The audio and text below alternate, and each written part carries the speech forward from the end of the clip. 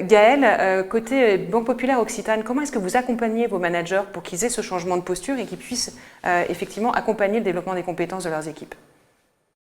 Donc, on a mis plusieurs dispositifs en place qui concernent uniquement les managers. Donc, ils ont déjà un référentiel de compétences qui leur est dédié et qui a été élaboré en 4 blocs. Donc, le manager par rapport à lui-même, le manager par rapport à son collaborateur, et c'est dans ce bloc-là qu'on retrouve le manager en posture coach. Donc, comment il utilise les outils du coach. C'est pas un coach lui-même, mais il peut utiliser les outils. Dans le troisième bloc, le manager par rapport à l'équipe, donc notamment en posture de facilitateur. Et en dernier bloc, le manager face à son environnement, au système, et notamment tout ce qui est conduite du changement, du télétravail, etc. Dans un second temps, on les aide à co-construire les plans individuels de compétences de leurs collaborateurs. En premier lieu, on leur a demandé d'élaborer leur propre plan individuel pour qu'ils le comprennent, qu'ils s'approprient la démarche. Et ils ont été accompagnés de conseillers de formation. Ce sont des référents RH qui sont spécialisés sur la pédagogie et la compétence. Et ensuite, on leur a mis en place une formation qui s'appelle Manager l'apprentissage et ils travaillent à la compétence, donc la formation en amont, donc comment je co-construis le plan individuel de mon collaborateur, mais également en aval, il y a une formation et qu'est-ce qui se passe après, comment j'accompagne mon collaborateur. Et enfin, on leur a laissé un espace.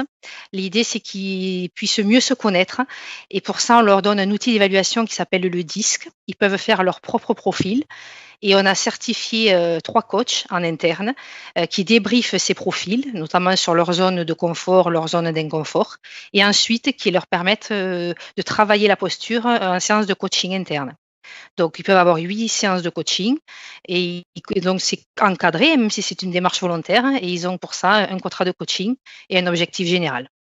Voilà. Et enfin, on leur met une plateforme à disposition où ils partagent des outils et des bonnes pratiques. Et quelles ont été les principales difficultés dans ce déploiement de formation dont vous parlez?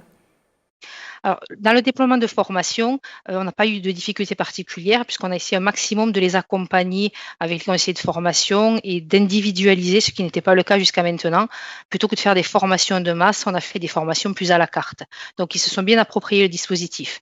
Concernant le coaching, c'était de lever des freins, notamment sur la confidentialité.